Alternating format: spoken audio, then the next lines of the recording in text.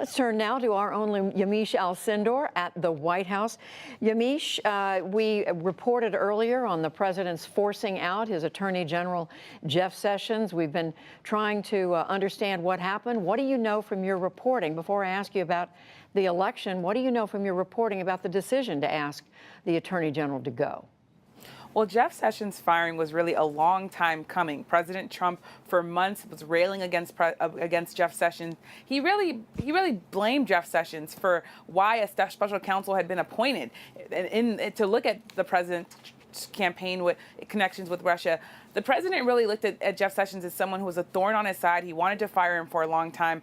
The one thing that was really surprising to White House aides that I talked to was the timing of when he announced that he had fired Jeff Sessions. He had that long press conference where he was talking to dozens of reporters, answering all sorts of questions, but he didn't break the news. He did say that he could fire anyone he wanted, but White House aides said they expected the president to talk about Jeff Sessions there, and he didn't do it, so he broke the news after.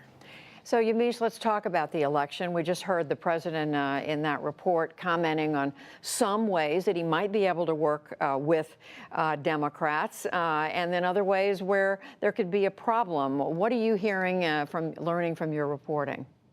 Well, the president embraced bipartisanship with a big caveat. He said, Democrats, I'll work with you if you don't investigate me. That's a big deal because Democrats are already signaling that they want to look at the president's tax returns, that they want to look at whether or not there was any sort of violation, any sort of obstruction of justice when he fired Jeff Sessions. So the president is already saying, hey, if you Democrats keep down this road, I'm not going to work with you. But he did say that on infrastructure, on health care, on trade, and on the environment, that he could maybe see himself working with Democrats and this, of course, newly Democratic-controlled House that's coming soon enough. Finally, Yamiche, I want to ask you about something. You asked the president a question today at the news conference, and let's listen to just part of that. On the campaign trail, you called yourself a nationalist. Some people saw that as emboldening white nationalists. Now people are also saying that the president. That's such a racist question. There are some people that say that now the Republican Party is seen as supporting white nationalists because of your rhetoric. What do you make of that? I don't believe it. I don't know. Why do I have my highest poll numbers ever with African Americans? Why do I have among the highest poll numbers with African Americans? I mean, why do I have my highest poll numbers? That's such a racist question. Honestly, I mean, I know you have it written down. Yamiche? It's a racist question. Yamiche, tell us what was going on there. Well, the president really, his tense relationship with the media was on full display in a rare way today. The president had been talking to other reporters and really railing against them. He called reporters rude, hostile, unfair. Those were reporters working with CNN, NBC, other networks. By the time I posed my question, the president had been pacing at the podium just moments before. He was already kind of hyped up and amped up and really frustrated with the media. And the president is on the defense because he doesn't like talking about his rhetoric. He doesn't like that there are some white nationalists who are supporting the president.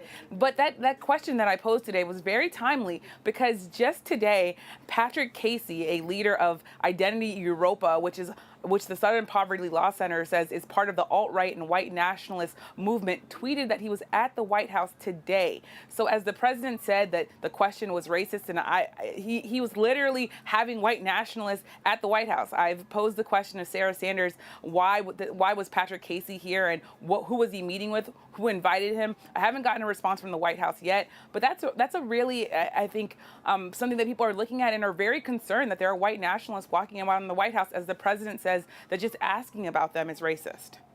Well, you were doing your job as a reporter, and Yamiche Alcindor, we thank you. Thanks, Judy.